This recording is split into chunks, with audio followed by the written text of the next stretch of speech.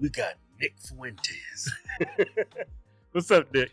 What's going on? Good to be with you. Man, I've seen that sweater somewhere. Yes, you have. Yes. Where'd you see it? Just out of curiosity. Oh, the Alex Jones show when Kanye was dressed up like a gimp. That's right. Yeah, that's the infamous hoodie. Yeah. Right. Yeah. Right. How did you two guys hook up? Yeah. Well, he was out there a couple of years ago, and he was thinking about running for president, and he was also talking about Israel. He did the Tucker Carlson interview, and he said that he was actually talking about Abraham Accords and said, I think Kushner only did it to make money. Got a lot of heat. Then he did the DEFCON 3 tweet. Yeah. And I said, I got to talk to this guy. He's so speaking like my we language. could be friends. Exactly. Yeah. So I knew that Alex Jones had his number. So I hit up one of the Alex Jones producers. Okay. I got his number, and me and Miley Yiannopoulos reached out to him and went out there to LA and started to put together a campaign for him. So that's how we got together initially. Yeah. Yeah. I remember I first came across those clips when they started going viral. And like, what's up with the face mask? And the first image that popped in my head was it was a movie with Nicolas Cage. It was called 9mm. He was a private investigator. Yeah, and it was a gimp. And it was a gimp. And then Pulp Fiction popped in my mind when he brought out the gimp. Spider caught a couple flies. Go get the gimp. I'm like, why is he wearing that mask? Yeah. So can you go into kind of detail how that day all unfolded? Yeah, I could talk a little bit about that. So, he had actually set up an interview with Alex Jones before. And it's funny because Alex Jones, I love him. I consider him a friend. I was on a show last week. But Alex Jones, since then, he felt like he was treated unfairly. He thought it was a setup. He thought that we went on there to make him look bad. Which, I can understand that. It's understandable. Oh, my God. I'm back to halfway through. So I'm getting fucking set up. Well, he was expecting the usual kind of black Republican sort of thing. And then he came on and said he loves Hitler. So it's not really, part of the normal repertoire there. Right. But I understand the gist of what he was saying. He's like, Christians, we're supposed to love everybody, but you should never make that argument because people's going to spin it and twist it. Yeah. Right. Well, in defense of Ye, I think that it was outrageous. It was attention-getting, and a year, 2 years ago, people didn't really understand it. I think some people did, but a lot of people said this is totally out of left field. We don't get it. Right. But now, with everything that's going on in this conflict in the Middle East, I think now people are saying, maybe he was making a good point. So there's something to that approach. People have been kind of subtly bringing up this for a long time. It doesn't get attention. I don't think people listen. You can say whatever you want about it. Got people's attention. Everybody was watching, right? So, I'll defend it a little bit. Yeah, I remember I didn't notice you at first, but then that's when I noticed you in the blue hoodie, and you were smiling. You looked so proud of him.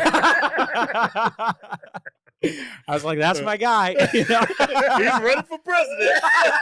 That's my president. But I think me and Kevin, we was a bit hard on Kanye when we first saw those videos. And I think personally, I don't agree with some of the things he said about Hitler. Like I agree with you. I would it never was make that outrageous. argument. But looking back on it, a lot of things he said resonates with me today. It didn't resonate because us being conservatives, we're supposed to tote that line for Israel. No questions asked. But I started asking some questions, and I didn't like what I learned. I started looking to answer those questions. Totally. Yeah. Well, yeah, and that was really the basis of it. I mean, he had a very good intuition about it because he works in that industry. He works out there in L.A., in Hollywood. We all know what's going on over there and who's in charge, Right. And he came from that world. And I think his gut instinct was totally right. And I came on board the team and I started giving him the information because I come from the political world and I've done the research. And so when we went on InfoWars, I was like, this guy, this is a serious contender because nobody else in the right-wing scene's talking about it, or at least at that time. Now, I think more people are vocal about what's happening. Right. But 2 years ago, it was really a reaction to what Trump was doing, which is that when Trump announced in 2022, right after the midterms, it was totally, in my opinion, low energy. He was very much running like a conventional Republican. I said, we need somebody that's telling the truth, someone that's guided by Christ, someone that puts the Bible first, God first, and someone that's going to be America first in every case, not a 99 out of 100 in every single one. So that was the basis, really, of the campaign. Yeah, a lot of people, I don't think they, like, especially conservatives, which is disheartening because they don't realize how powerful the Jewish lobby is, how much influence they have on the Democrat running for president and the Republican. They actually choose our president for us. Yeah, it's like the whole pharmaceutical game. Both sides are sold out to them, and conservatives are not aware. They're not aware of that. No, they're not. It's something that is so. If you're in politics, it's in plain sight. You cannot avoid it. If you work in D.C. and you work in politics, you know that on every campaign they'll literally have a guy there, and his job is to say, "You need to write more about Israel in this speech." Like every campaign's got a guy like that. Even if you look at the Republican nomination, they all got to go to the Republican Jewish Coalition Conference. I think it's even here in Vegas, if I'm not mistaken. Oh, yeah? I wouldn't know. I'm not going. Yeah, I'm not a fan. But they all got to go there and bend the knee. They all go to AIPAC, the annual conference. Ron DeSantis, just weeks before he announced for president last year, he was in Israel with Miriam Adelson, a couple of Jewish donors from Colorado. And I don't know. It's like you say, the base of the Republican Party just doesn't know the facts. They just don't know it works like this. But it's the worst kept secret in politics. If you're in politics, everyone knows about it, and nobody talks about it because there's consequences. If you talk about it, they nuke you from orbit, and your career is over. So that's this very troubling dynamic that exists. Yeah, that whole situation in Israel, I don't know. You cannot fix that. No. There's no way you're going to fix that. Money's not going to fix it. I mean, nothing's going to fix that. And I see it as nothing more than ethnic cleansing when you take a country. I mean, that was your whole purpose, to make it a Jewish state. Yeah. That's ethnic cleansing. And once you do that, it's no going back. You cannot fix that. Because all the people they've killed, the innocents in Palestine, the Palestinians, it's like you're creating more people that you're now labeling as terrorists. Yeah, like, I made this argument the other day. I was like, what's going on in Israel? Like, for example, the British, when they helped found the Jewish state, that's like Canada and Mexico coming together and say, hey, we're going to make Texas the Muslim state. Yep. And now you're turning everybody that lives there into now terrorists because they're not going to stand up for that. Right. And that's how I make the argument to conservatives. That's what's going on in Israel. Because I think these people are just retaliating to what happened to their families. Absolutely. Absolutely. Because 100 years ago, it was nearly all Muslims. The population was 95% Muslim. 99% of the land was owned by Muslims. That was at the turn of the last century. Were there Christians and Jews there too? Or there were, but they were a very small minority in Palestine. That's the whole purpose, to make it a Jewish state. That's the whole purpose. They was not the majority. Right. At all. Exactly. It was intentional. And the organized Zionists, because that's what the movement's called, the Zionism, this we're going to bring the Jewish people, create a Jewish country. They used some very spurious tactics to bring people over there. Like they would create actually fake anti-Semitic attacks to scare Jews. In Eastern Europe, in Iraq, they would go there and say, it's not safe for Jews. You have to go to Palestine to drive Jewish immigration. A lot of people said, we don't want to move to Palestine. We don't want to move to this place where there's no Jewish people. So they had to scare them into going over there. And they even work with the Nazis, actually. A lot of people don't know that. It's called the Transfer Agreement. And the early Zionists work with Hitler and the Nazis to bring a lot of the German Jews to Palestine. And over the course of a half century, they completely took over the land. They through immigration, largely brought all these people over there. And then with the help of the United States, the United Kingdom, they established this country. And in 1948, they massacred the existing population. In establishing the country, they went in there and they massacred thousands of people, drove them from their land. And that is what created the roots of every radical Muslim group that you see today. The roots of Palestinian Islamic Jihad, Hezbollah, Hamas, all goes back to what they call the Nakba in 1948. And so I'm a Christian, so I don't agree with the terrorist tactics like suicide bombing and killing civilians yet. And there's nuance.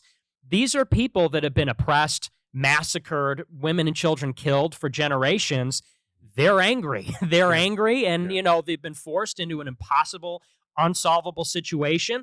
Doesn't make what they're doing right, but it's not like what other people say where like they're the antagonist, like they initiated this, like they just have hatred in their hearts. Well, you know what, Nick? They hold in Palestinians, the original people of guess it used to be called UK Palestine. Mm. They hold them to a high standard that we only hold ourselves up to, because when we got attacked in Pearl Harbor, we dropped 2 nuclear bombs on Japan. Are we Absolutely. terrorists?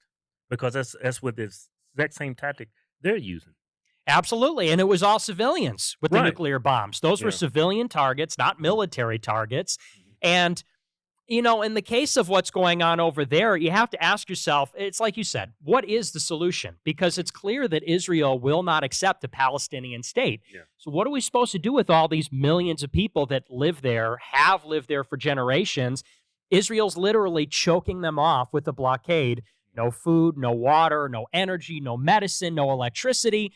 What are they expected to do? Accept ethnic cleansing, accept genocide? So, but this is a function of how controlled the media is. You never get that side of the story. From conservative media, from PragerU, Daily Wire, Breitbart, Fox News, New York Post, they're all pushing that Israeli line. Nobody sheds a light on it. Nobody. Exactly. So you're only getting one side of the story, and conservatives don't want to listen. Like, I follow a bunch of conservatives. I'm going through my feed, and it's like, I know the left is stupid. But to see that same level of stupidity with conservative voters, is like, it pisses me off. It's like, how can y'all not see what's going on? Like, you have a holistic approach, a viewpoint on what's going on there. I mean, like when they flew those planes on 9/11, they didn't do that for no reason. They had a reason why they did it, not just because they're just crazy. They had a reason. Radical, or they just hate America. No, they're retaliating because we did the same thing to their family. And I make this argument. I was like, you see how our own government is treating Trump right now. Imagine what our government has been doing for the last few decades to other citizens of other countries. Yeah. And they don't understand that. Absolutely. Well, and 9/11 is a perfect example where Osama bin Laden said that he got the idea for 9/11 because he saw the towers burning in the Israeli-Lebanon war in the 1980s. I didn't know that. Yeah, a lot of people don't know that because, again, you don't get that side of the story. He wrote in his letter, first and foremost, that these attacks were motivated by America's support for Israel. Right. And specifically the idea of the towers, attacking the towers, came from Israel's brutal war in Lebanon, where they were attacking high-density, urban, residential, just like they're doing in Gaza right now, massacring civilians. And so, it's like with anything else. There's an action and a reaction. Right. You can't go and support Israel blowing up all their neighbors, massacring women and children, using illegal tactics, stealing nuclear weapons. Yeah. When this conflict first started a few weeks back, they said Hamas bombed their own hospital. Right. I don't believe that. I mean, how do you confirm that? Is that what happened? I mean, where do we go? Live leak or something and verify that?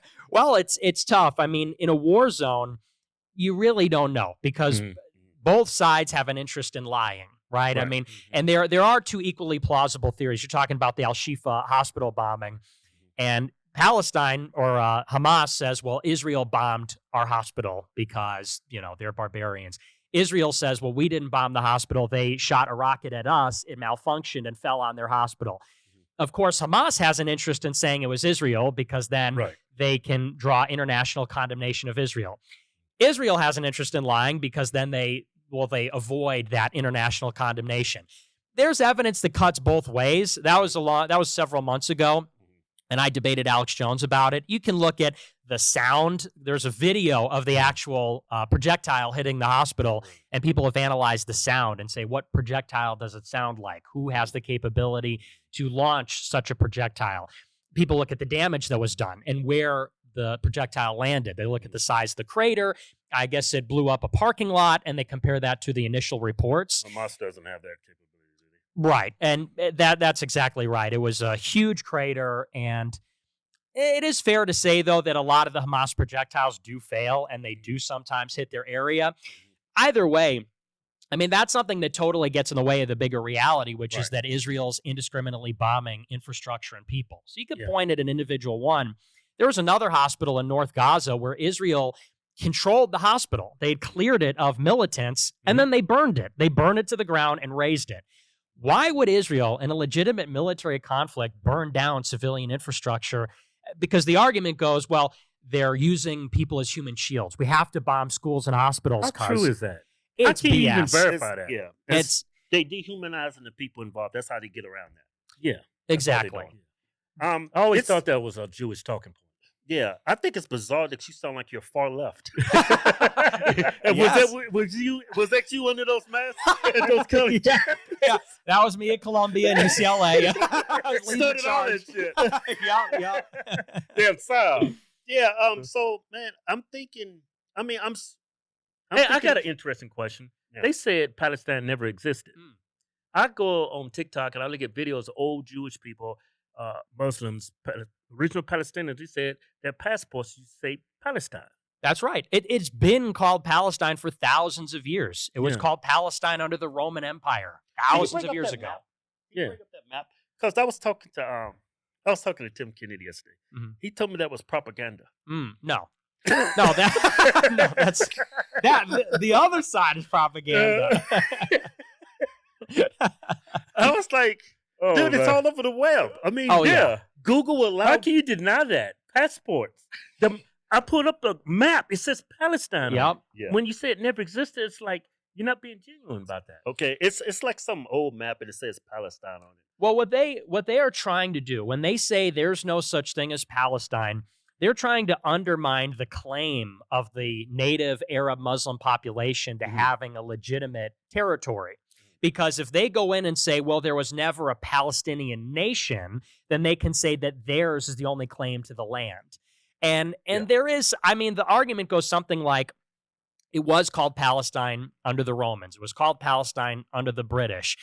They never had nationhood because for thousands of years it was controlled by various empires. So there was never a Palestinian nation state like there was a German nation state or an Right. Italian. But, I mean, that's actually an apropos comparison. Germany did not exist until the 1870s. You know that? Germany was never unified until, I think, 1871, 1873. Italy was never unified until the late 19th century, around the same time. Does that mean that there was never an Italy? Does that Right. mean there was never a Germany? According to Republicans, Yeah, right. conservatives. That's right. So this is a semantic game. It's wordplay that they use to say these people that have been here for thousands of years have no claim to the land. We're the only legitimate claimant. And so that's just like This yeah, is go ahead. bizarre. Like we're supposed to be all about democracy. This country. Yeah. The people who was living in Palestine had no say so in what happened. right. The comparison that you gave about what if Canada and Mexico conspired to clear Texas? Of course, the people that live in Texas wouldn't be very happy about it. And if they resisted, what if someone came in and said, well, Texas was never a country. It was a state. It's like, okay. Right. But Okay, they- makes sense. right. So that's the same thing they're doing over there. And all that is to say is that the Palestinians have a legitimate claim to the land, and there should be. And by the way, that's the official American position. For as long as there has been in Israel since 1948, Americans have said that it must be Palestinians and Israelis. And what might interest you is that in 1948, this is when Israel declared independence, Right. there was a huge debate within the Truman administration about whether they would recognize Israel's existence. The Secretary of Defense, the Secretary of State, both said, absolutely not. We cannot recognize Israel because at that time we had great relations with the Muslims. Right. We got our oil from them, which we relied on heavily until fracking came out. And they said this would totally compromise our national interest to recognize Israel. We can't do it. And so Truman was initially not going to. And then the Zionist donors, pro-Israel donors, started pulling their money. And they started getting immense political pressure. And then all of a sudden, Truman changed his tune and they recognized Israel. And then the Secretary of State that opposed it mysteriously killed himself after he got fired a few months after that happened. Man, should we even be talking about this shit? They doing the same thing all the advertisers do. Yeah. Like on censoring people, I'm gonna take away the ads. Yeah. They did the same thing to him. I'm gonna take away your donor money. It's like it's the same. They use the same steps to censor people. Yeah. You And know what really control. opened my eyes? When I was looking at some protests, and I keep hearing these Palestinian protests. They call them anti-Israel. I think they just want their people to stop being murdered. They kept saying "Free Palestine." I said, "What does that even mean?" So I started typing. I did research, and that's when it started opening my eyes. I said, "What? This was place a is called Palestine?" Mm-hmm. Yeah. Yep. And then I started doing my research how it was colonized by the European Jews, and And then I was looking at all the pictures of what Palestine looked like. It looks apocalyptic. Yeah. Like end of time. And I was like, wow. Getting bombed now, yeah. Charlie Kirk, what do you think of him? I'm not a fan. No. I came across the video of him, and I'm trying to put it in context. He was talking about what's going on in Israel. And I'm sure he gets a lot of money from Yeah. He does, yes. Oh, yeah. So there's a huge conflict there. Yes. I mean, but I like what he's doing for his organization. Yeah. Getting the word out, being Republicans, this and that. But, I still can criticize. Yeah. Damn it, what did he say? He'd rather have the Jewish people have control of the holy area than the Muslims. Why is that? Yeah. Well, because it's the money talking.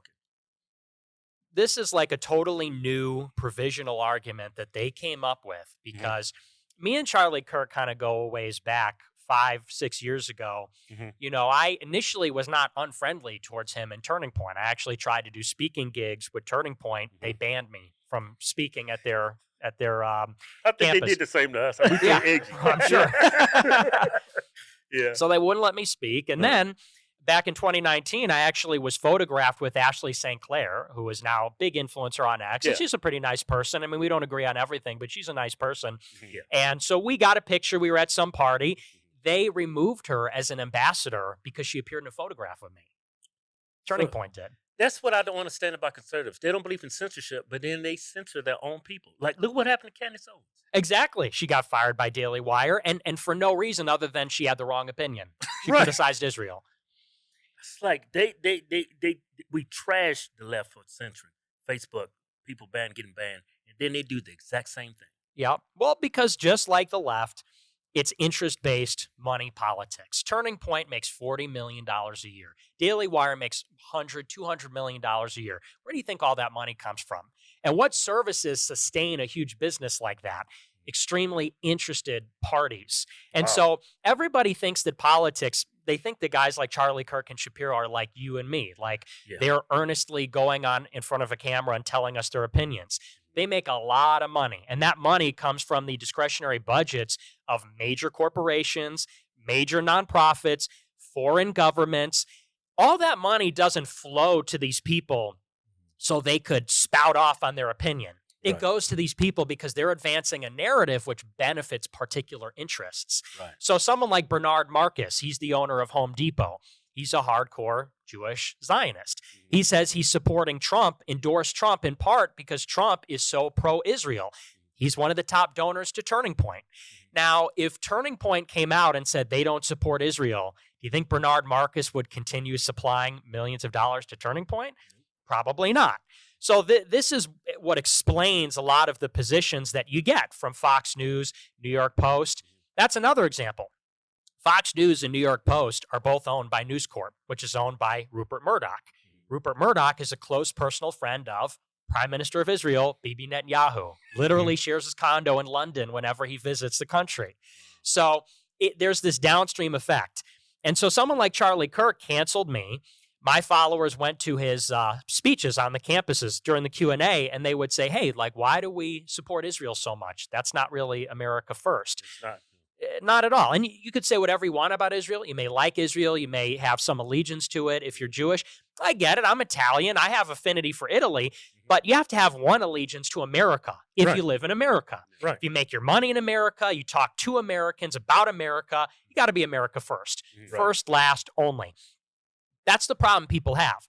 But Charlie Kirk back then would say, well, Israel's our closest ally because they provide so many benefits and all this stuff. What did he really mean by that? They are our closest ally. How do we benefit from Israel? It's just I'm sure it's something. It's semantics for they give me the most money. That's 100%. Because there is no tangible benefit. If anything, it's the opposite. I mean, you look at, for example, going to drag us into a damn war. Oh, they're doing it right now. They bombed an Iranian embassy in Syria. That's an act of war. And they know that if Iran and Israel go to war, we got to back them up.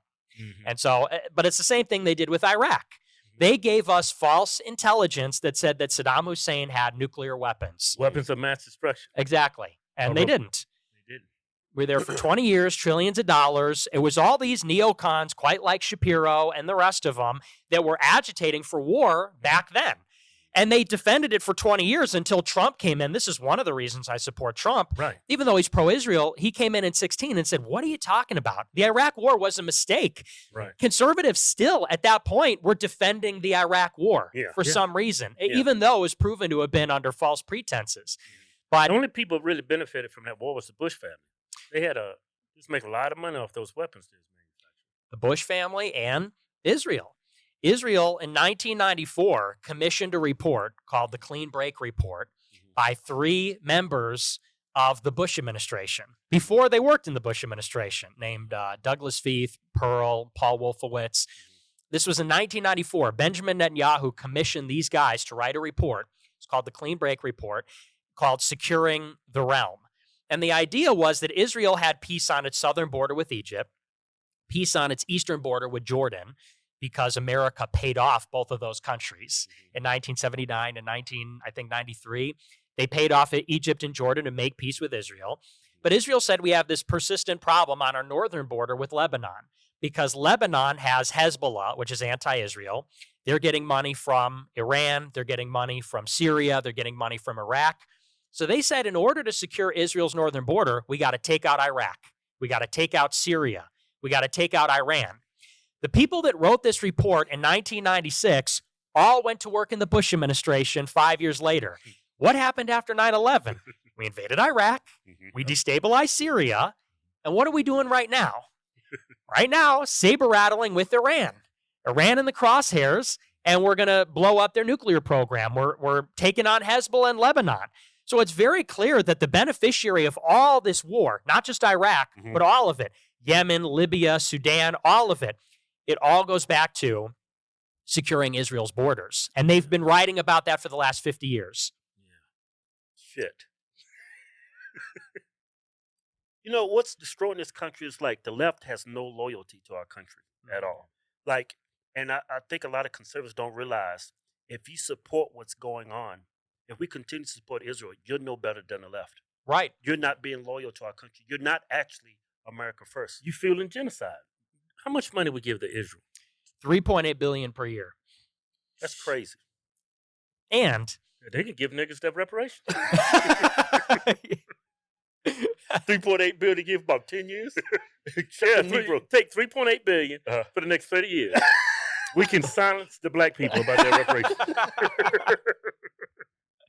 That'd be a better value. That would be a way better solution. It'd be less crime. There'd be pro-America. It'd be less crime. Yeah, it'd be pro-America. Whites and Negroes living in harmony. Nike stock price at an all-time high. Yeah. Cadillacs out of stock. Crack out of stock. Hey, Yeah. Now this is our new giveaway. Yeah, King Ranch 250, 6.7 liter Power Stroke Turbo Diesel. Yeah. They call this color on here the Star White, but what it really is, that's that white supremacy white. Look at it. It's white, but it's got the sparkles in it. Yeah. Like God touched it. But this is not all it. Look at this. Comes with a camper. You can win this too. It's got a full shower. It's got a queen bed. You know what you can do with a queen bed? It's got a full kitchen, man. It's solar. You can live off the grid. Man, it's got a queen bed. You can bust on kinds of nuts. Man, you can live a whole double life in this. Hey, to enter the win, go to officialhardswins.com. Anything you buy on the site, like our hats, our swag, our methylene blue, supplements, anything. Yeah, get you automatically. Enter the win. Yeah. No purchase necessary. Void where prohibited. See official rules for details. Yeah. so how did you get labeled a white supremacist? Well, I mean, with the last name Fuentes, I don't think it. Yeah, and I that know. word doesn't even. They've hijacked that word, and it doesn't even mean what it originally used to mean. Yeah, right. Everything's white supremacy. yeah. I'm a white supremacist. White? No, you're the Black people can be white supremacists. no. We're the black face of white supremacy. Yeah, That's what they call us. That's right. So how did you get stuck with that label? First of all, are you a white supremacist? No, I'm not a white supremacist. I mean, are you sure? well, let me think about it. No, I'm a Catholic, so I believe that everybody's equal before God. And I love everybody. You know, I've got, I mean, not to be stereotypical, but I've got friends from every race, every background. Even, you know, people say he's a Jew hater. I have friends that are Jewish. I respect Jewish people. And as you said, I mean, my father's Mexican. So how could I be that'd be pretty shitty white supremacist, right? You're not pure. That's literally right. Hitler wouldn't accept you. I know that. He might make an exception. Maybe. Yeah. After what me and Ye did, he might say, you know what? He's all right. These guys are all right. Well, it's funny because the left, they turn into more of a white supremacist than me. They go, he's a white supremacist, but he's not pure Aryan. It's like, what are you talking about? You know? So, no, I love everybody, but initially, when I first got started back in 2017, there was a lot of anti-white stuff going on. It's still going on. Yeah. Absolutely. Yeah. And people are more vocal about it, but back then, nobody was talking about it. You know, and white people were the one group that you were allowed to criticize. All this woke stuff, all this PC stuff, you could never say anything bad about black people. Never say anything bad about gay people. I trash about black people every day.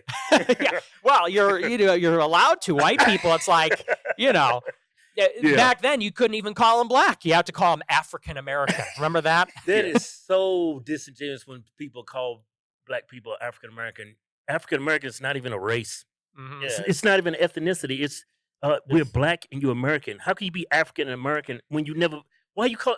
I don't understand how you can be African American when you're born in America. Right? Yeah, they've never been to Africa, so everyone knows it was like that. But white people, you could always criticize, and you have to look at the whole scope of what's happening in the world. White people are not having kids. The white population in America and Europe is shrinking. In Europe and America, it's becoming a country where it's completely multiracial. And in 100 years, there's not going to be white countries. There's going to be no Germany, no Italy, no England. America's going to be majority minority. And people can feel one way or another, but that's a form of a genocide. Yeah. If that was happening in any other country, you would say, this is a horrible situation. I think it's a scary proposition because, not because the country won't be, majority white. I think it's because of their politics and how they see the world. Like, if this country is majority black, I don't even think we would have a United States of America. They would destroy every right we have. They would vote away every right we have. That's why that statistic scares me, because I want more white people because they think a certain way. And culturally, you take anybody from all walks of life from every place on the globe, they bring baggage with them and they bring a different culture that's not really, it's self-defeating is what I'm trying to say. Totally. Well, and you don't have to look very far. I mean, the people that are being brought in, they come from countries that don't work. They come from they're coming from those places because they don't work. El Salvador, El Salvador is getting a little better, but Honduras, Guatemala, Nicaragua, these places are violent, poor countries that don't work. They're coming here. What makes us think that they're not going to come over here and set up what they had going over there? Yeah. Same thing. I mean, look at Haiti. Are we going to bring in millions of Haitians? Hell no. They're cannibals. Y'all keep y'all's ass down. I ain't coming here.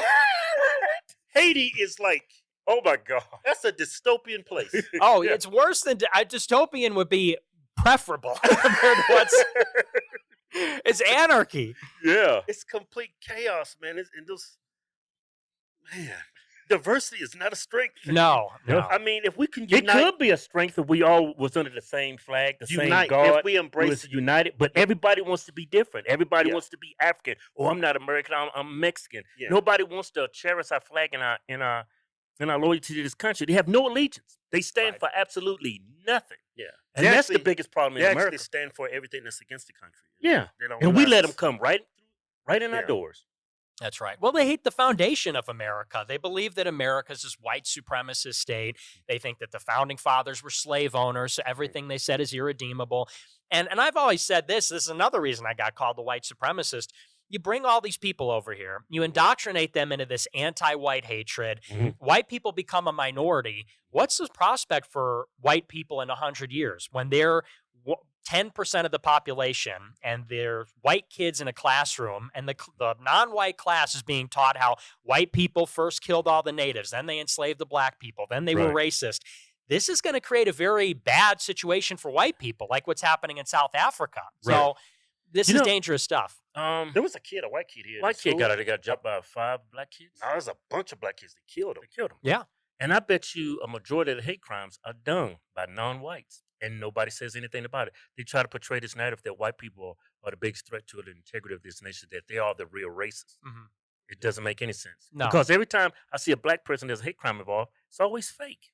That's right. Yeah, and same thing even with like these Jewish cemeteries or synagogues. It's like, someone drew a swastika on my garage, and it's like, But it was fake. Uh-huh. I don't believe anything I hear or see anymore. No. Everything's a lie. 100%. You can't trust the media because the media is a mouthpiece of power. And people are starting to realize that the media, these guys are not like the journalist getting the scoop and going out there. These guys are literally bought and paid for by billionaires. The Washington Post is owned by the richest man in the world, Jeff Bezos. You think he bought it because he's a supporter of journalism? Hell no. Bought it because that's going to be the mouthpiece for Amazon. Yeah. And Amazon's doing contracts with the NSA and with the CIA. And so people need to realize academia, media, finance, the government, these guys are all in bed together. That's what we call the deep state. That's why Trump was such a revolution. Don't forget about Hollywood. Hollywood, too. Hollywood is in bed with all of them just like the rest. Like, what the hell have the Republican Party been doing the last 67 years? Nothing. We haven't won anything. We've had Congress for 30 years. We've had the Senate for some. We've had the presidency for, so many years. We haven't gotten anything to show for it. And even with this latest thing that just happened in Congress, they passed a $95 billion in aid for Ukraine, Israel, Taiwan. Republicans won the House in 2022. They said, we're going to release the January 6th footage. We're going to curb the deficit spending. They said, we're going to secure the border. We're going to impeach Biden. We're going to drag him before a subcommittee and use the subpoena power. Haven't done anything. They did give $60 billion to Ukraine, $26 billion to Israel, $8 billion to Taiwan. That's all they seem to be able to do. Yeah. So does it make sense? Why are we paying all this money in taxes and need to ship it off to other countries? Right. We don't get services for it. We don't get money for it. And when we don't pay our taxes, we go to jail. That's right. Yeah. Shouldn't they go to jail for taking our money and sending it to other countries? In a perfect world, yeah. Yeah. Well, and that's why I'm not a Republican. I'm really an independent. I don't identify that way. And that's what when I met with President Trump a couple of years ago, I was like, my opportunity, what are you going to say to the big guy? Because I've been a fan forever. And I said, we are not here for Ronna McDaniel. We're not here for Kevin McCarthy. We're here for you. Like, you let us out of this. You're the guy. I'm not a Republican. I'm a Trump supporter. That's what I told him, and that's really what I believe, because these Republicans have been failing us forever. Yeah. Hey, so you're back on Twitter now, huh? That's right. What's that feel like? Feels good. It's very refreshing because I love Twitter, and that's freedom. Oh, yeah. Well, and the worst part about Twitter is, you asked me earlier, why do people call me a white supremacist? It's not just that I can't give my opinion when I'm censored. People can say whatever they want about me, and no one can go to the source. People can't even find my videos. They can't find my content. So not only, I've been banned from every major platform for over 3 years. When you're in that situation, and I'm still talked about, everybody else gets to define who you are and what your opinions are. They get to speak for you. So when the ADL and the SPLC are interpreting everything I say, of course everyone's going to see me as a white supremacist. Yeah. Because it's filtered. I even got slipped up in that. This dude is a white supremacist. They call you a neo-Nazi. Right. Yeah. That's crazy. It is. And, what they try to do is equate anybody that's not on board with what's going on as a genocidal maniac. Because that's what that means. When they say you're a neo-Nazi, they don't mean you're into infrastructure like Hitler was. They mean you want a Holocaust like Hitler did. Yeah. I'm not a genocidal, murderous maniac. Right. I see that what's going on is we're shipping all our money overseas. I want it here. We already know who the genocidal maniac is. But you can't say it. That's right. Yep. Don't say it. That's right. So I'll let you say it. No, I'm not going to say it. I'm just going to imply it. I don't know what the fuck you talking about. Hey, what do you think about Elon and X? Oh, I like him. I think that, social media is the most powerful tool that we have because all the media is controlled by money. And it's impossible to fight back because when you think about it, for as long as we've had mass media, which is radio and television, how do we pay for mass media? Advertisements. Right. Television and radio paid for by ads. Where does the ad money come from? the biggest companies in the world. Yep. Who owns the biggest companies in the world? Don't say it. Well, I was going to go there. But it's BlackRock, it's Vanguard, it's these big funds. Yeah. So, I mean, this stuff goes all the way to the top. 30 years ago. BlackRock is, I was living in a house. They kicked me out during COVID. They went to sell a house. And he sold it to an LLC. And I was like, nobody lives in the house. Right. I've been out for 3 years. Just happened to you. They're buying all these houses around here. Like my brother-in-law just bought a house. BlackRock, LLC. They don't call themselves BlackRock, but we all know who it is. They're trying to buy his home from him. Yep. It's like they're trying to buy up all the homes across the United States. That's your free market, by the way. Yeah. BlackRock and Vanguard, biggest asset managers. They own trillions in assets. They own all the biggest companies. They own all the real estate. But it's a free market. Crony capitalism. It is. It's a form of socialism. And that's exactly the BS where, and that's one of the things I disagree with Charlie Kirk on is he goes and says, rah, the free market. Yeah. We don't have a free market. No, it is a corporatist, oligopolistic, oligarchical system. We don't make decisions for anything. The people that make the decisions, it's big companies and it's the government. And it's coming from both sides. People think that you're a patriot if you support Walmart.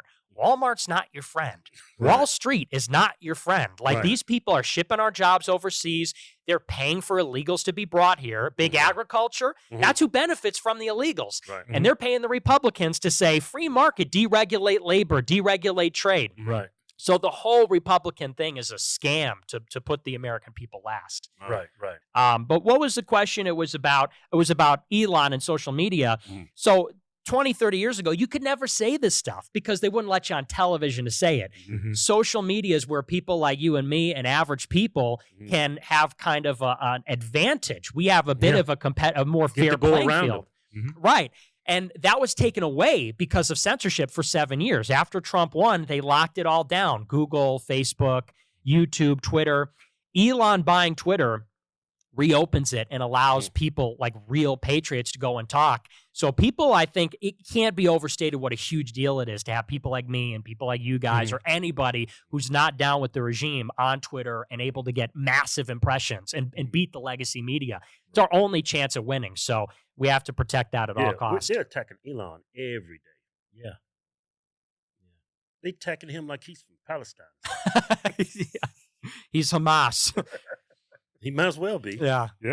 It's like attacking him every day. His advertisers, everything. Yeah, on Facebook, we was I think we was up to 64 million impressions a day, something like that. Yeah. And then there was something I forget It was a New York Times article. New York Times article. Candace Owens, and then it's like our statistics, our views was it was good, like that. Yep. Yeah. We had a video, Black Lives Matter, a leftist scam. I think it had over 30 million views. I think it was more than that. Yeah. It got taken down. Yeah. Wow. That's how it works. And that's the media plays such a critical role in that. I mean, obviously, you guys are black, but they'll call you white supremacist. Candace Owens is black. They'll say she's a racist. But that's because there's this perverse kind of conspiracy between advocacy groups, media, and social media, where a group like ADL will pay someone to watch your show and watch Candace Owens' show and watch my show. They take every negative, un-PC thing that's said. They send that to the New York Times. They send that to the Associated Press, Fox News. They put out the hit piece, Hodge twins, white supremacist, Candace Owens, white supremacist. Social media says, oh, well, now we're going to pull the plug. Now we're going to delist, shadow ban. We're going to press a button. You lose all your impressions. That's how they control the media.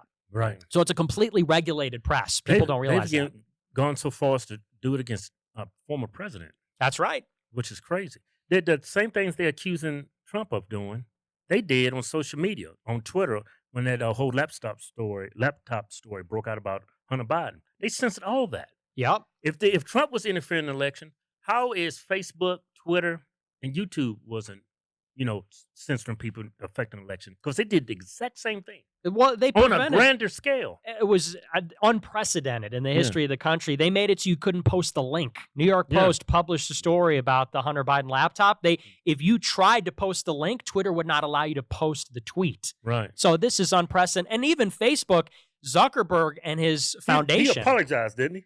For what? For censoring that Hunter Biden. Oh, story. yeah. Well, of course, after the fact, right? They win the election, then they say, oh, our bad. Oh, After they sorry, got what they didn't mean to wanted. do that. Yeah. Are they going to give us the election back? Is Trump going to be... Right. So sorry doesn't really cut it, right? Yeah. There's the anti-Semitism bill. That's right. Isn't that like You can't even criticize it. anti-First Amendment? Oh, all day. Well, what they're doing specifically with the bill, Mhm. there's two bills, and it creates kind of like this pincer, where the first bill is the Anti-Semitism Awareness Act, and it says that basically any criticism of Jews or Israel is anti-Semitism under this definition, and that definition is applied to the Department of Education. And what it does is it makes it so that if, let's say, for example, a Jewish student is at Columbia and they hear somebody say, hey, Israel shouldn't genocide the Palestinians, the Jewish student can go to the Department of Justice and say, that's anti-Semitic. They can file a Title VI civil rights complaint against the school and bring the DOJ down on the school. And, of course, the schools don't want the DOJ knocking on their door. Right. So it provides a powerful incentive for every university in the country to say, no more Palestine protests, no more pro-Palestine groups, because they don't want to risk one of those groups bringing down some kind of civil rights liability from the feds.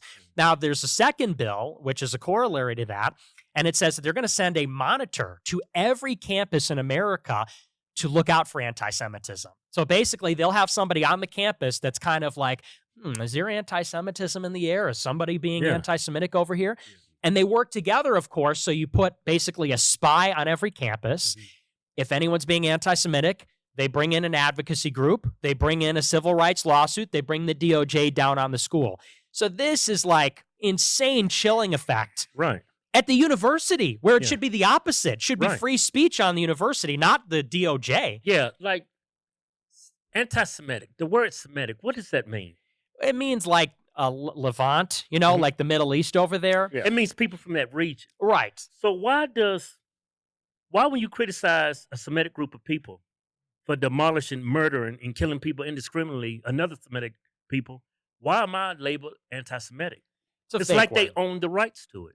Right. It's a completely fake word, like racist, like all these other things. It's one of these catch-all terms. And if you saw the interview with Candace Owens and that rabbi, and she said this on Twitter the other day, she's like, what does it actually mean? Because it seems like it means everything, and it can mean something different every day of the week. Right, and and that's what he was advocating for. That's what he was saying. Right. It's fluid. Yes. Like gender. Yeah. That's right. Yeah. That's right. Being anti-Semitic is actually fluid. It's forever They changing. said if you say Christ is king, it Right. could be anti-Semitic. That's bullshit. Yep. It could be, right? He said it's the hate that mutates. If you're anti-Israel, if you're whatever. And so she said Christ is king, and they said, well, that's highly anti-Semitic. And then people said, what? Like you said, that's BS. And they said, well, if you say it in a certain way, it's anti-Semitic. If you say it in a different way, it's not. It's like, so now Jewish people who don't even believe in Jesus get to tell us how we can say Christ is king. Yeah. Like something's not right there. Totally have two different gods. We worship the totally different gods. Absolutely. But they don't like that because if you say I believe in God, they don't have a problem with that because a lot of Jews believe in God. When you say I believe in Jesus, well, they believe that Jesus was real. They don't believe he's God, so they don't really have a problem with that either. When you say Christ is king, it implies that Jesus, his authority extends to the world. Then when they think you're a Christian over there and you're just praying and looking to the afterlife, whatever, no problem. But if you say America's a Christian country, Jesus has kingship over America and earth, well, then it becomes a problem. Because then you might say, well, why do we have all these people that don't believe in Jesus running Hollywood? Like maybe that's why we get a lot of degenerate filth in movies? I mean, some people don't think they got the power to do it, but I think Hollywood and Kanye brought this up. Jewish people who's in leadership positions have destroyed the black community. Their culture is so fucked up. Yeah. And it's all from the movies, the music. I mean, the black community was not that bad back in like when before the civil rights, they had their own shit. Had yeah, their own buses. like when this country was actually systemically racist, black people didn't look that bad. They didn't behave. I think that black bad. people's at their best. Yeah. It's like since the civil rights movement, it's like everything's been down. downhill for blacks. Well, and they were behind that. They were the Jewish people were leading the charge, and I don't think that they ever had black people's best interest in mind, or any of these groups for that matter, because there was an interesting article in The Atlantic a few weeks ago. It said the end of the Jewish golden age. And it talked about how the Jewish people 100 years ago were the biggest opponents of the marriage of the Christian religion and the state. Why do you think that is? Because if the state is Christian, it would be a little bit exclusionary towards Jews who aren't Christian. Right. They were also the biggest advocates of the civil rights movement. Why? Because the more tolerant that America is, the more liberal, the more open it is, safer they are.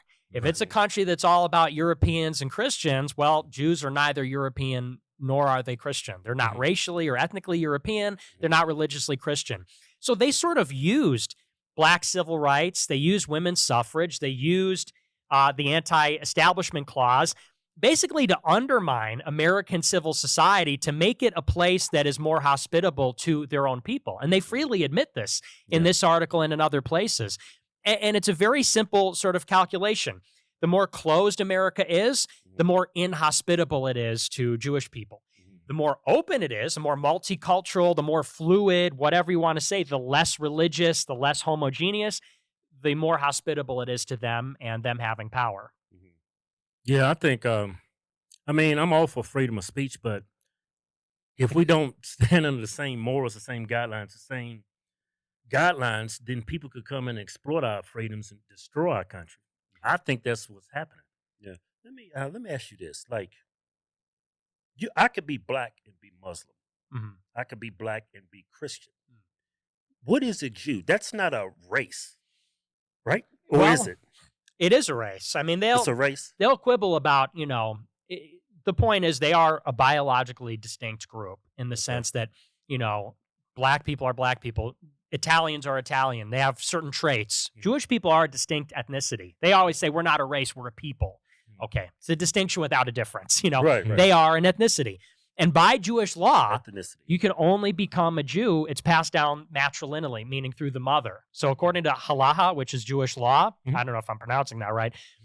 Probably you can not. only be a Jew. Yeah, I'm sure not. I'm not. I'm not one of them. I'm an American. I'm Christian. That's right. Christ is king. But you can only be Jewish if you have a Jewish mother. So they discourage conversion. A lot of them don't welcome converts. I have Jewish friends, and their parents didn't marry another Jew. It's like a mixed marriage. One's Jewish, one's not Jewish, and they get ostracized by their family for marrying a non-Jew. So if I meet a Jewish girl and we fall in love, I'm fornicating, we have a little Negro kid, will I be accepted as a Jew? No, they will ostracize you. They will ostracize her for being with you. That's pretty messed up, man. Hey, man, I believe in freedom. I believe in what this country stands for. Yeah. So, but that's insane. Because anybody can be Muslim. Anybody can be Christian. But not everybody can be a Jew. Now, that war that's going on in Israel, I mean... That's like royalty. That's like king and queen. It's like past... I think that's bullshit. Yeah, that's why I'm not Jewish. It's exclusionary. They're not universalist. They and this is where you might have heard Jewish supremacy. They call themselves the chosen people. They think they're better than everybody. And if you dig into their religion, Kabbalah and the Talmud, it says that their lives are worth more than ours. It says that the penalty... That's what their Bible says. That's right, the Talmud. If you go into their holy book, the Talmud is basically rabbis' commentary on the Mishnah. The Mishnah is the 613 commandments from the Jewish Bible. So there's 10 commandments, but there's others throughout the Old Testament. The Jews extracted those, put them in a book, and then they've debated about how to interpret and apply those for 2,000 years. In the Talmud, it says things like, you can lie to Gentiles, which are non-Jews.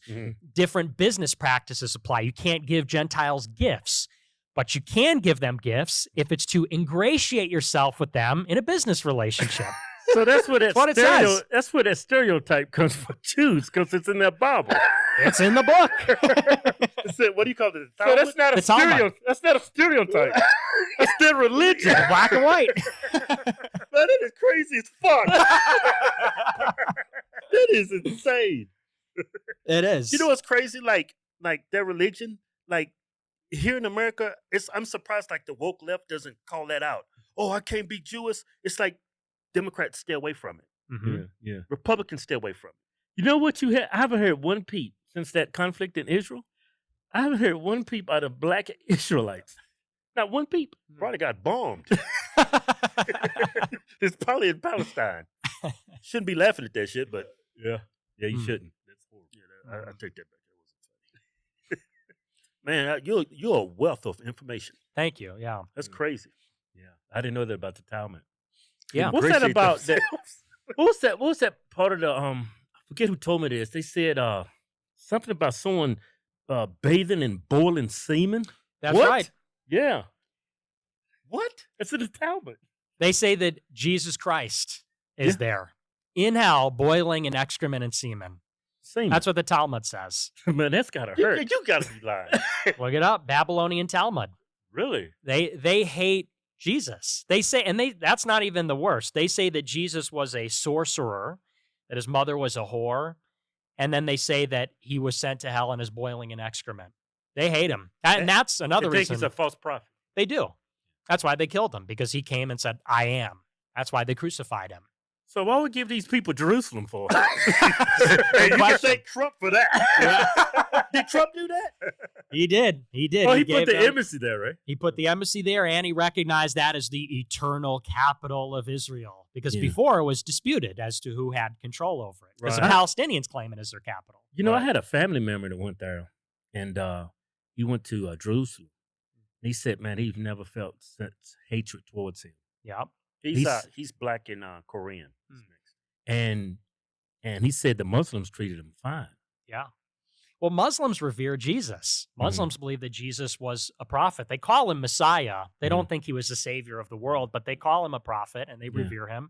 Jews don't like Christians. They hate, especially in Israel. They spit on Christians. They vandalize churches. Yeah. It's very common. They made him wear the little hat. What do you call that? Yarmulke. Yarmulke. Is that what's called? Yarmulke? Yeah. When I forget. I think it was when you go to Jerusalem, this Holy Land, they said you have to wear that. That's mandatory, even if you're Christian. Don't seem too tolerant to me. Yeah. Even when I think I saw some images of Trump there, he was wearing it. Yeah, he make you wear even it. Big Trump was wearing it, huh? Yeah, even 6'4" Trump walk around with that little hat on his head, bowed the knee to the Jews. To be in... scan in on it, because man, there got to be a damn bald eagle to see that. Okay, to be in boiling semen, he called up. What's that? Yeshua by Neo. I can't see that. Necromancy. He said to him, "Who is honored in the next world." So it says right there, he's boiling in semen. That's a lot of semen. What they do? Jack off a bunch of horses? hey, man, what's wrong with you? No, that is crazy. Well, I would think it would be human semen. Well, that's a lot. You know of what? loads. It would be Jewish semen.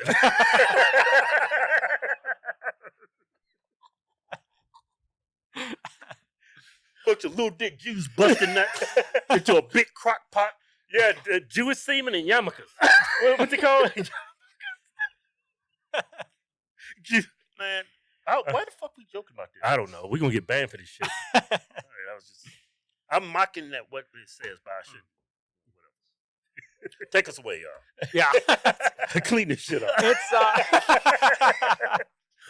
Well, it's so ridiculous. You have to laugh, because if you don't laugh, you'd be really mad about what they say. Yeah. And it's like a huge conflict for us.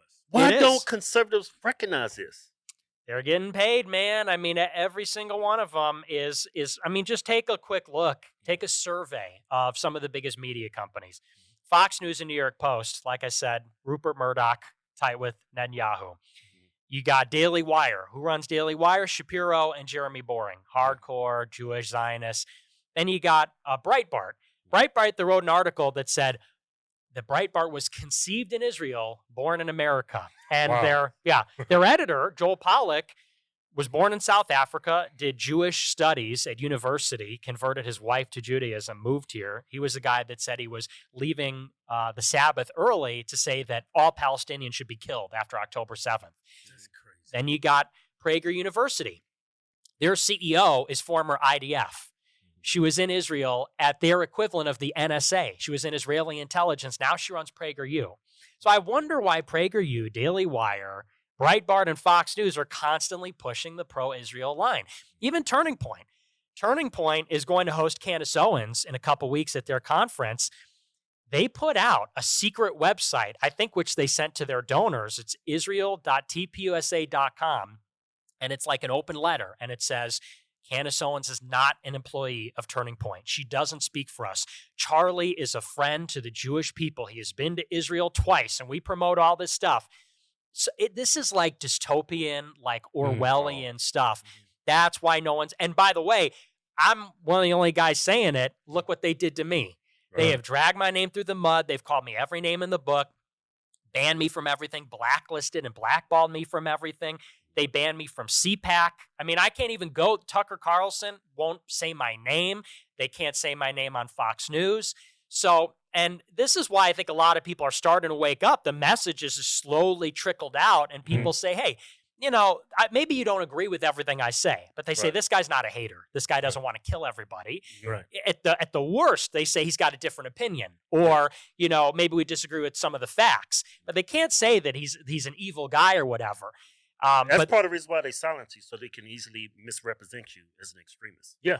That's Anybody who they mislabel as an extremist, white supremacist? Yeah, they're not. He's speaking some truth. That's right. Like, it's okay to call out if we have a conflict of interest with China, Japan, or Mexico. But as soon as you say you have a conflict with Israel, Game over. Yep. Yeah. Hey, who do you got for this election? You think we're going to take it? I don't know. I You mean, think the Jew lover's going to win it? which one? Oh man, yeah, I think Trump will like that one.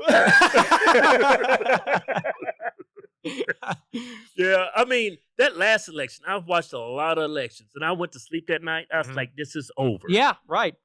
I've never seen an election like that. Oh, it was so fake. I mean, I was the same way. I covered it. We all went to bed at 11 when they stopped counting, because they stopped counting very early in the night, and then they restarted it like in 4 a.m., 3 a.m. Yeah, when we were sleeping. Yeah, literally when everybody was sleeping, like it's a cartoon. Right, know? right. Oh, they're asleep. Steal the election. Like, you know, hey, look over there. Right. You know, they dump in the ballots, but You know what's so weird about that, Nick? When he won the presidency, right? The first time around? Yeah, Biden. Oh, okay. When Biden won the presidency, right? Every speech on YouTube, he had more dislikes to likes. Soon thereafter, YouTube did away with the dislike bar. That's right. Everywhere he went, he got booed. It's like, how in the hell did he get 81 million votes? Yeah, most votes out of any candidate ever. By far. Even more than the black savior. Yep. Yeah, and he He didn't even campaign. Exactly. Yeah, it was during a pandemic. Yeah. And even if it wasn't, they wouldn't have brought him out totally mentally incompetent. Yeah. And, well, and not only that, but it was these mail-in ballots. The devil is in the details. 2016, you had 30% mail-in ballots, 70% in person. 2020, 70% mail-in ballots, 30% in person. Wow, I didn't know that. That is statistically impossible. Tells you all you need to know, right? So the whole thing was rigged, and you can, was this guy the most popular president ever? Of course not. But this was the election when they were soliciting ballots. They sent ballots out to every registered voter. They changed all the laws in illegal ways. They came to my house. Hey, have you registered to vote liberals? Yeah. Wanted me to vote right there at the door. At 100%. I got a ballot sent to me from my uncle who has been dead for 20 years. That's nuts. And I could have filled that out and put it in a Dropbox. Who would know differently? Nobody would. They don't match the signatures. Wouldn't know. So, well, Trump was just in New Jersey, and his 100,000 people showed up. That's in New Jersey. 100,000. That's like a Super Bowl. I'm thinking he's actually going to win. I don't know. I think he's going to win in a landslide. I think it's possible, but you know, the Democrats are going to cheat again. So I think that the polling speaks for itself. I mean, you look at Michigan, Wisconsin, Pennsylvania, he's leading in these states. He was never leading at any time during 16 and 20. And in 16, he totally ran the table. He flipped all the Midwest states, won all the swing states. So I think it's certainly possible, but you just can never discount what they're going to do. You know, in 2020, I thought he was going to win. And then they had COVID, and then George Floyd, and then they changed all the rules. And then Biden got 80 million votes. It's so disheartening because when COVID broke, they actually blamed it on Trump. And they didn't hold China accountable. And it's people stopped dying when Biden went in office. You know that? They stopped. More people died. I know that. I'm being facetious. But it's like, are people really this stupid? Yeah, I think, there was this idea before COVID that, like, the government can never go too far because people wouldn't take it. COVID proved people will put up with a lot more than any of us thought. I mean, it shows you how that happened in Germany, too. People just go with the government. Even if they are, or in the Soviet Union, or even in North Korea. People say, how could you believe Kim Jong-un doesn't use a bathroom? Well, people were forced to get a vaccine. They did nothing. I seen actually journalists, well, I don't know if you can call them journalists, news media here. No, they're not journalists. they was making the argument, if you didn't have your vaccine, you couldn't go to the hospital. Yeah. I saw that on CNN. They were actually having, that was like a segment. Well, actually, they was kicking military people out. There was terminating nurses who was on the front lines trying to save these people, and there's no vaccine. They terminated police officers. And it all came from the left. I don't know why we have so many Democrats. It's just, these people do not think. Yeah, well, that's the unfortunate reality is that, I think what we've learned is that the people don't really have agency. I think that it's a lot more algorithmic than people like to think, where the media punches out a message and a certain percentage of people are going to believe it. It's just a function of the coverage or the spectrum that they get. The media, most people get all their media from social media.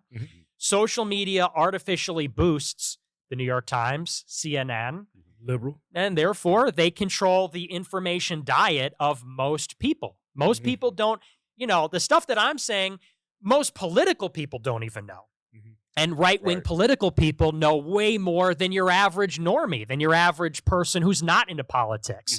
So there's just layers to it, and it's all just about, that's why there's the idea of a red pill and a matrix, because people live in a created world.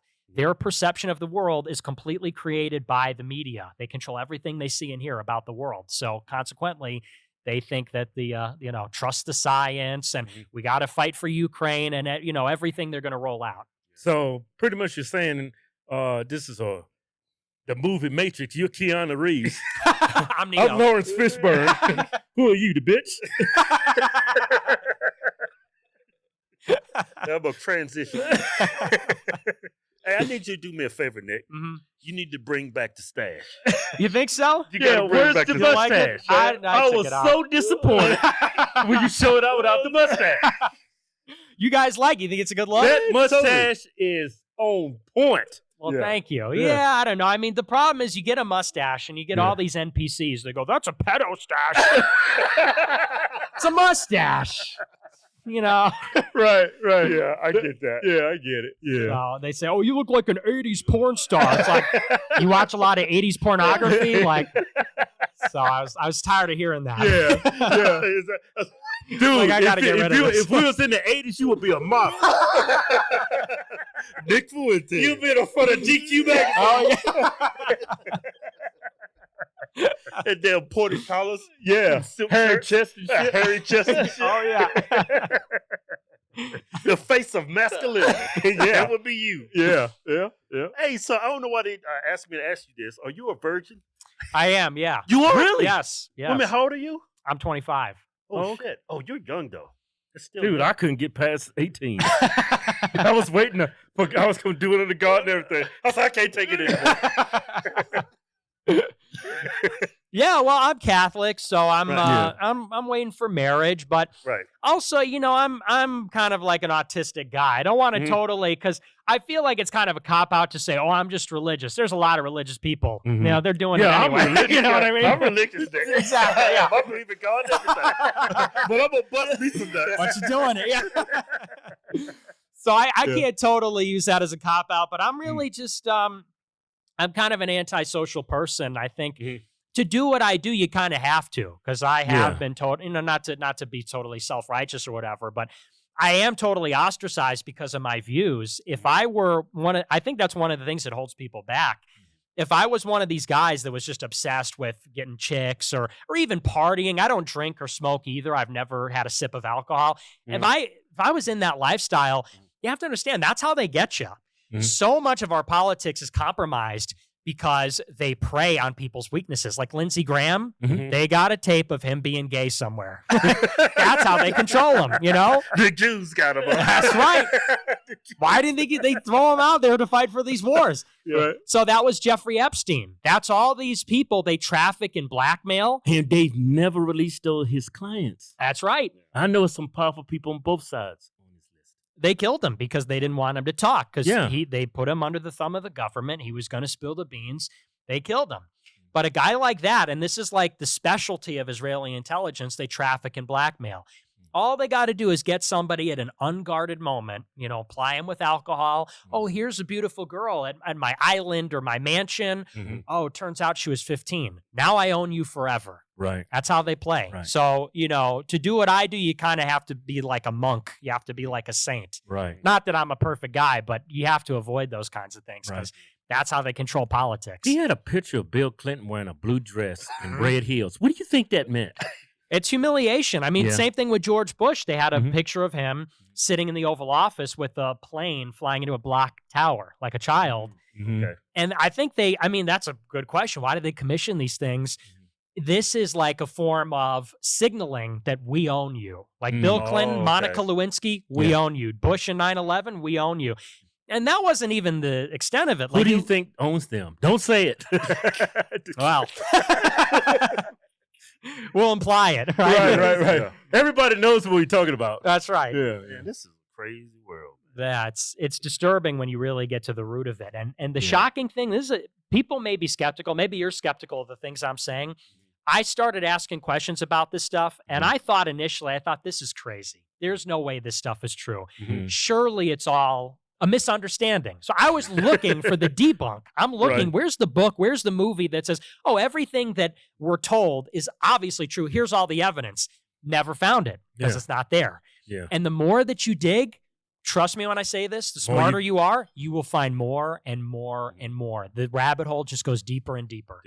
That's been my experience for 7 years. I started out very basic, like Judeo-Christian. Doesn't make sense. Christians believe Jesus is God. Jews don't. Doesn't make sense. I've gone all the way. Now I know the names. Now I know the methodology.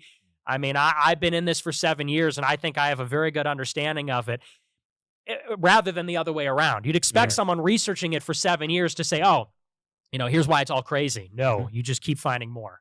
You know what? I grew up in the South. We grew up in Martinsville, Virginia. And growing up, I experienced racism. I can actually feel it when they're in the room with me. Yeah. Sis, you can feel it. Like, I don't get that feeling from you. Yeah. I really don't. Yeah. How about you? Maybe he's real good in hiding it. I'm going to walk out the door and be like, yeah. I mean, he's been gone for 3 years. He's been practicing. I'm really committed. He's making a comeback. Wow, man. No, So where you stay at now? I'm in Chicago. That shithole? Yeah. I would take you to like somewhere in the South, like good clean state, like Arkansas, Alabama. Yeah. Good clean Nevada. American state. I'm probably more racist against the Southerners than the black people, to be honest with you. Yeah. I'm my favorite movies, I'm Italian. My favorite movies are the movies where like Italian gangsters beat up like cowboys and hillbillies. Oh, okay. Right. Yeah, I don't know why. It's just I have such a cultural difference with them. Yeah. But Italians can be very racist. oh yeah. We are. Yeah, they can be very racist, especially when Italian a black dude is dating an Italian woman. Yeah. I remember there was one clip. Mm. I forget to show you on. It was a girl there, and she was dating a black guy. I think she was Italian. Yes, that's right. This whole talk brought it back to me. Yeah. And it's like, I forget what you said. You said, Let's let them sleeping dogs lie. no, it's just like, Yeah. she probably like dead to like other Italian men. Right. Yeah, Because yeah. Italian men, it's like, no, that's damaged goods right there. Well, A same big thing for black Jewish. cock was in it. Same thing for Jewish people. Yeah. Yeah. Jewish women, they disown them. Well, yeah, she said something like, we Italians, we don't claim you, she said. I'm like, you're dating a black guy. okay. I don't think Yeah. Italians claim you. Oh, yeah, that's it. That's it. Because that's how they are. I mean, Yeah, that's, you got a good on that one. oh, yeah. I mean, I don't think people like your brutal honesty. Yeah. Yeah. Like, Yeah. she's trying to call you out, and then she gets made herself look stupid. Totally. Well, Yeah. yeah. And, I mean, the thing is I think there's a lot of people that just kind of lie. I mean, they may agree with me on a lot of things or disagree, but they conceal their real views because they don't want to offend anybody. They're very sensitive.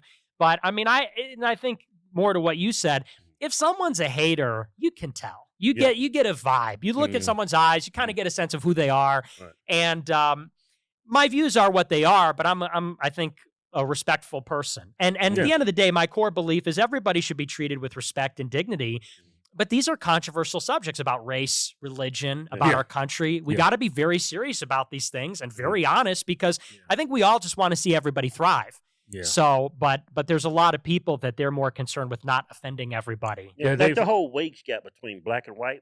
Like Democrats always make that argument, but they leave out the fact that there's a wage gap between black and Everything else. They're dead last. Even the illegal immigrants are doing better.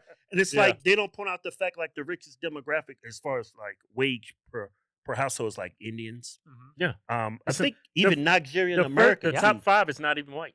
Yeah, Nigerian Americans. Yeah. It's like all successful people have this one culture. They hold themselves accountable. They educate themselves. And they have do- ideas. And they have the ideas. They do the right thing. They're what America should be, the American citizen. And that's why they thrive in America. And that's why they thrive in this country. When you look at the groups in this country that's like, that's hurting, it's because their culture sucks.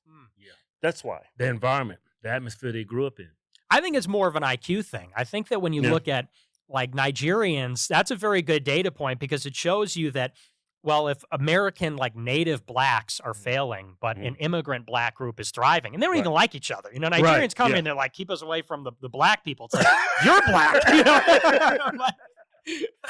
But they don't like them because the immigrants are being selected for, they have to get a visa, which means they have to have a high IQ or maybe they're rich or something. So the top people all have one thing in common, which is that they have a high IQ. That's that's a best predictor of success. Yeah. And the people at the lower end are lower IQ. And that's a brutally honest statistic when you look at it. It hurts a lot of people's feelings. Like you look at the dumbest demographic, they're poor for a reason. That's right. Well, they can't think. Yeah, I mean, you have low IQ in all demographics, but Don't say it.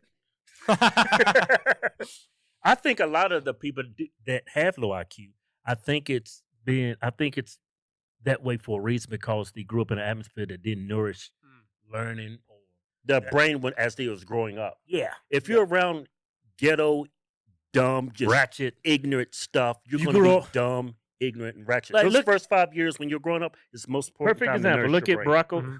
Barack Obama. That's Yeah. why he became president. Those white people saved him. His His white- grandparents. Yeah, he grew up in a nourishing environment where Yeah. he was encouraged to learn and read. But Well, not, a lot of culture that, it's on the back burner. We push other things like Mhm. sports and stuff like that and rap and Yeah, like black culture. Mhm.